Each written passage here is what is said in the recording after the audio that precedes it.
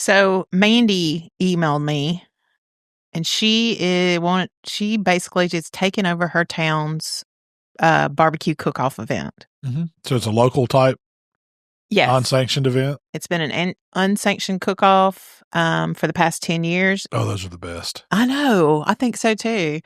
The local town ones, yeah.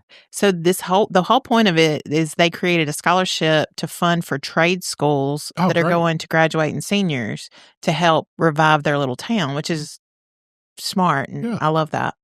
Anyway, so it's called Wheels and Grills. And the guy who was doing it decided not to do it. They asked her to pick it up, and she has no idea what to do, how to put on a barbecue contest. It's not easy. It's not as easy as it sounds. I promise you. So I was like, well, maybe there's other people out there wanting to know how to put on a contest. Well, first location. Yeah. Well, first thing you need to do is get you a sheet of paper. Yeah. Lay it all out. Lay it out. You got to lay out the plan. Create a plan. But you got to go find a location. Mm-hmm. What's important? The location. You got place to put teams. Yeah, place to have the event. Place to have the judging. And figure out how many teams you can hold in there. Yes. And we always, when we did ours, we walked the parking lot, mark them out, see what'll fit, and have an idea. You're going to have some decisions to make. Are you going to hold everybody to like a 10 by 10 size, smaller tailgate style contest? Or are you going to allow people to bring big barbecue trailers and take up multiple places? Because I've seen it both ways. Often when you do that, your spot will come with a set amount. And then if you need extra space for a larger trailer, you can buy extra space. And that's a great way for the event to make a little extra money, because they are losing teams by doing that. So they have to make up for the space they're allotting. Yeah, unless you have plenty of space. Unless you got plenty of room. Unless you got a big field or wherever you're at.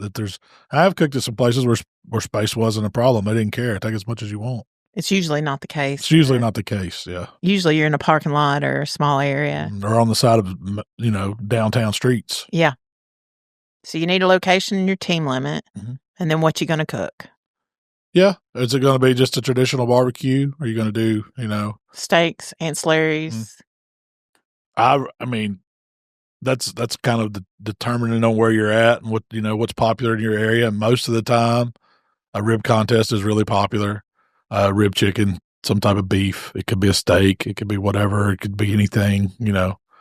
A lot of small town appetizer contests. There's all different kinds. A lot of the smaller contests I've seen, they'll do something like a rib contest and then just a bunch of ancillaries. Yeah. Or rib and wings. I've seen that a lot. There's a couple golf courses that we work with that do some local stuff, and that's what they always like to do every year. I think there's one we've been involved with in Tupelo for the past 4 or 5 years, and they do ribs and wings every year. Did they do ancillaries? That's it. Ribs and wings. Ribs and wings. I always like the ones that do like drinks. Yeah. Well, usually that's like you got to decide if it's going to be a 1-day contest or a 2-day contest too. That's true.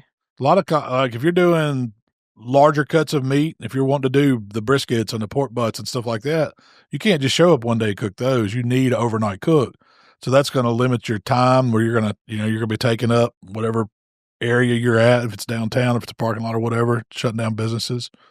So you're going to take 2 Friday, days. Yeah. Goes to Saturday afternoon. So you have a little more stuff to worry about with an overnighter like that. Oh, so much more logistics. It really is, because you got to be there more. Your time on site, it's a lot more. But then you got to think about restrooms. You got to think about trash pickup, and you got to think about water usage. Anyway, but all the stuff that goes with it. It's you got to think about all that stuff. It's a lot more.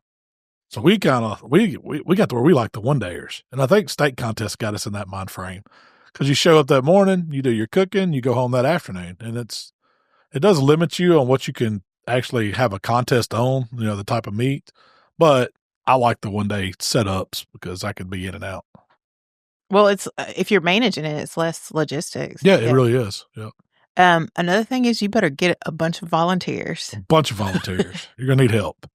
It's too much for just 1 or 2 people to undertake. You definitely need help. Well, you need people to help you promote it. Mm-hmm. You need people to help you find sponsors to raise, especially if you're trying to raise money. You need people you need at least one good person to be the admin. Mm-hmm. Keep track of what teams have paid, what vendors you got. If you're doing where's the money going? Where's the money going? Who signed up? Do we have somebody kind coming to bring porta johns, things like that. Yeah. And then you're going to need a crew the day of to help people load in, run boxes, handle the judging, things like that. And then you're going to need somebody that's good with numbers to calculate those results. That's right. When it's time to do the judging. Because that's where you want to be on the up and up, the judging part. I mean, to me, that's probably the most important part. You want to make sure you're having a fair contest where anybody that signed up, paid their money to compete, feels like they got a fair shake. So that's a big part of it to me, and keeping that, on the up and up is really important. And if you have I've gone to some contests in some contests I've helped with, just not been involved in, just help with the back. They had no plan for the judging process. It was just like, let's have a contest. Yeah. All right. And then the judges' score sheets start rolling in, and they're like, what do we do? Yeah, you ought to think about that. Well, I always recommend having a judging class before this contest, so the people that you've asked to judge kind of get an idea of what they're. It could be a presentation, it could be over a Zoom call, it could be something you create and email to everybody, or it could be in person. Like a lot of times we've done them on site, and it kind of brings in judges to it. I mean, because most of the time you're using local judges. It's not like you've got trained professionals. You've got to give them a little bit of schooling before, and I'll go back over this again day of too before we start the judging process. But it gets in that mindset of what you're asking these teams to turn in, what they're going to see, and then how they should know how the scoring is going to work. Now, whether it's always subjective over what scores they give, but you can at least lay it out and make it crystal clear for them on what you expect from them on the judging side. And you need to do that with the teams too. I think it's important, even though it's a backyard non-sanctioned contest. The more the more clarity you have on what you're asking for them, the better the contest is going to run. Oh, I think so too. Before you ever start advertising it, you need to sit down and get your rules, your time frames, turn-in times, all of that written down, and be as clear as you possibly can. Because if it's not, people are going to ask you a bunch of questions. You're going to have, it's going to save you time if you have that all laid out and ready to go as soon as you start advertising it. Then you got to worry about trash, ice, grease, ash, and porta johns. All the important stuff. All the important stuff. Like why would you have ash and grease? Why would that be a priority? Because they're going to do something with it. Because they're going to dump it out if you don't. Yeah. Like you don't think about that, but everybody's bringing a grill, so they're going to have hot coals. Often some of these grills have water pans. They're going to have, they're going to have grease that renders out, and they're going to have stuff that they're going to want to throw out. And you can't just throw this stuff in a regular trash can.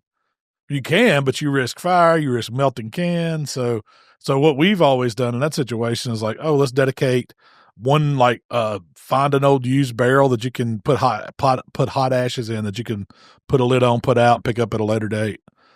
Same thing for grease. If you've got some kind of container, there's companies out there that'll come pick it up, but you don't want to just dump this stuff down the storm drains in your city. And you don't want to just dump it in the trash. It's not going to work. And you can't expect people to take it with them. Because often, you're picking these grills up, you're breaking them down, you're putting them in the back of trucks or on trailers, and it's not something that goes with you. So you have to think about stuff like that. How many barbecue contests have you been to when Saturday afternoon rolls around, the trash can's on fire? Oh, I've seen it. Yeah, It don't happen a lot, but I've seen it, definitely. Most places nowadays they think about what we're going to do with the hot ashes and what we're going to do with the grease. That's a big one. Now, a lot of them don't have running water. And it depends on the style of contest. If you're doing a 2-day contest, I would say you probably need running water. But, most of them, if it's a 1-day deal, they don't provide electricity, they don't provide water. Now, that doesn't mean teams aren't allowed to bring water sources or to bring a generator for power or whatever they need, because that's going to happen. But you just need to be on the upfront, let teams know, hey, this is what you get. You're basically getting a parking space, and this, but if you have power and electricity, that's fine. Water. A lot of times those are really, really added cost to an event. If you have to hire an electrical company to come out and provide generated power for everybody, you're going to incur a huge expense. Same thing with water. Same thing with having to run water, temporary water everywhere. So that's just something to think about, whether you're going to offer it or not. And that's another reason we lean towards the 1-day contest because it's easier not to provide that for a 1-day contest. That's right. It's almost his requirement to have it if you're asking them to stay overnight. Now, Now, this is something that you have to consider as well is your local ordinances for health department ordinances for dealing that, you know, some towns may not allow you to have a contest where you don't have access to running water and stuff like that. So, you know, you have to make sure that you're abiding within the rules in your local area. Now, I don't think it's a problem because most of these contests you're not feeding the general public. So it's kind of like a do it at your own risk. But if you are considering on adding a public element to your contest, you need to make sure that you're following the local guidelines because you don't want them to come in day of and shut you down. And so everybody needs to be aware of that. And that's why a lot of times, you know, people think of going to a barbecue contest and getting to eat.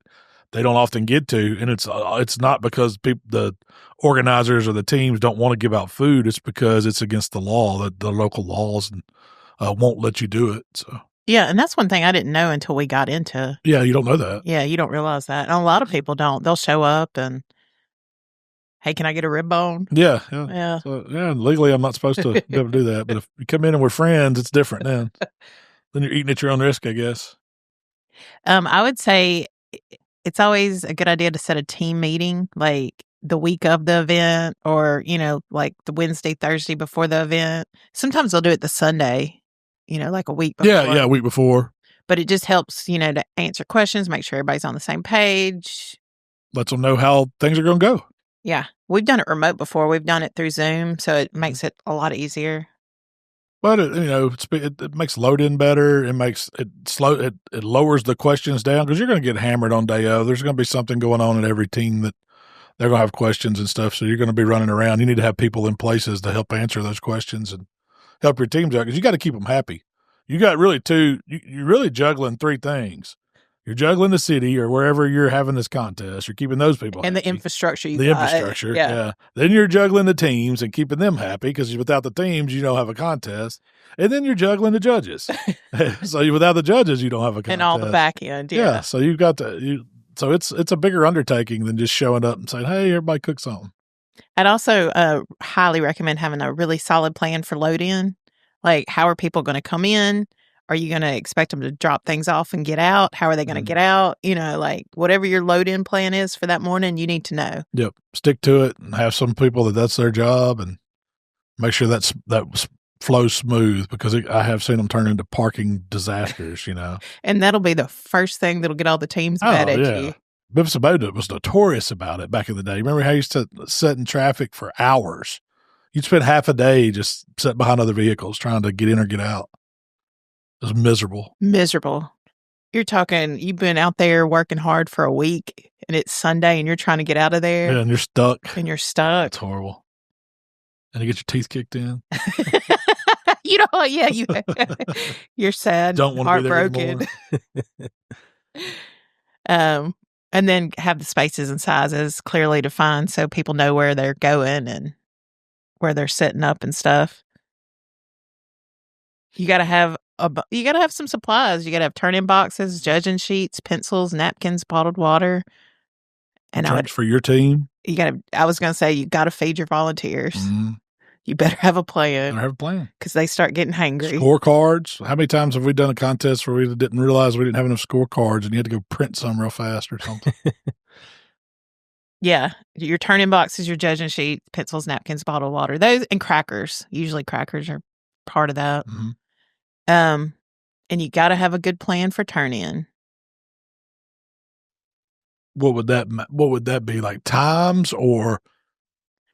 Well, you got to have where teams are gonna turn in their box, and then how it's gonna get delivered to the tables, and then how the people are. I don't think people realize how the judging process is kind of complicated because you have a table where you turn in at, so you got to have at least one or two people sitting there turning in, and then you've got to have a table runner or that picks up that box from the table and takes it to where they're judging, like a staging area. Yeah, staging area, and then you got to have typically there's a table captain that's going to grab that to run it over to their judges. Yeah, and they just kind of manage that one table of judges. They show them, they pick up their score sheets. They just run that table. Keep it organized. Yeah, and then you got to have the judging, and then you got to have somebody over there running the numbers. Tabulating. Yeah, tabulating. So it's a lot of different moving parts in the judging thing. To make it flow smooth, because a lot of times, this judging window is only 20, 30 minutes tops, a lot of times before the next one's going to start. So you've got to run all this through, get it done, or you'll get backed up. So having a concise way of doing the judging is a big part of it. And that just goes into the planning stage of it. I would think more happens in the planning stage than it actually does on day of event, because that stuff goes fast. As long as you've got a good solid plan and you've worked through it, and you know that any question comes up, you've already got an answer because you've already thought about it. It'll make it go smooth that way. Yeah. My thing is we've pushed it up the hill. Now we just got to let it coast down. That's right. You've done all the hard work. And one thing I really like about the way the SCA does, when we do contests, we adapt their judging method because they get raffle tickets. Yes. When you turn in your box, they haven't labeled your box at all. It's just a blind box. You get half that raffle ticket and they take the other half of it. They stick that into an envelope, tape it onto the top of the box. Stays with it the whole time. And it stays with it the whole time. And nobody knows who's who. Yeah. There's no writing names or marking or anything. It's like you don't know who wins. Even after we tabulate on our end, we don't know who the winner is. All we got's a ticket number. So whoever's got that matching ticket number is the winner. A triple blind system. I don't know what you call it. Yeah. But it's just easy. It makes it easy. Yeah.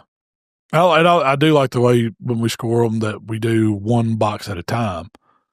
Like every box is scored on its own merit. It's not a comparative the way we run it for our local contest, but there's different ways you can do that. That's how you just figure out. And when the judging process comes, I like to keep it super simple. Oh, the easier the better, because it makes it easier on the judges. They don't have to overthink it. Is it good? Is it okay? Is it bad? I say keep it like 1 through 5 or 5 through 10 or whatever. And be very clear on the judging sheet, like 1 sucks, 5 excellent, whatever. Yeah, however you decide to do it, make it easy. Yeah. So there's no confusion. And then once you're done, you got to print off the results and have them ready because people are going to want to know. When they don't get their name called, they're going to want to know. I like the emailed results or the scan the QR code for the results instead of, I always thought that was the dumbest thing, where a contest where you've got 50 teams and you've got to do 50 different printouts of every category for these teams. Why do that? When it's so easy, you've got it already in a computer, it's in a spreadsheet. Just copy that over and let everybody get the email. You could send that email out to everybody in one blast, or have a QR code link to where all they got to do is walk up and scan something and it's live. That seems so much easier. I don't know if they had that technology back then. Oh, I know they didn't back in the day, but now there is it's like, why keep doing it the old way? And maybe some of them have changed. I know we changed ours when we did it. We made it easy. How do you feel about hosting an event? I enjoy it. It's a lot of fun. The event itself is fun. Now, I have been to some where a lot of it's contingent on the weather. You're outside, man. You can turn one of these things miserable in a heartbeat. If it's a mud fest or if it's storming or if it's just miserable. So, that's usually, but the actual event itself is usually pretty fun because it is exciting and it's a party atmosphere and you're having a good time. Ultimately, you're there to have a good time. The contest part's part of it, but it's not all about winning something. It's about, enjoying it and whatever cause you're helping out that you're doing or your town or whatever it is. That's what it's all about. So the event should be fun. You should be having a good time. And usually those small local events are the most fun. They are. Yeah. I like the 2 or 3 day ones of those because those were parties. Like Columbus. Yeah. Columbus or the old Hernando water tower and stuff like that. Yeah, water tower. Springfest coming up in Southaven. Man, those would start on Wednesday. Wednesday would be family night. And then Thursday was just party night. And Friday was starting to get serious. And Saturday was a contest and you partied again. And Sunday sucked. It was horrible. Cleaning up in the mud. Up on Sunday after a week-long Springfest mud. And that just got you warmed up for 3 weeks later at Memphis in May. Oh, man. So how long, okay, because we've only had like the Springfest experience from the competition side. What do you think it takes to run that contest? I don't know. I've never ran one that was multiple days like that. And that, I can't imagine. It would take so much more. You've got that, but they use the city and there's volunteers. Yeah. It's a ton of people. from law enforcement having to be there. And this is a big event, though. This is... Yeah, they had a carnival attached and... Concerts. Way bigger than a small town barbecue.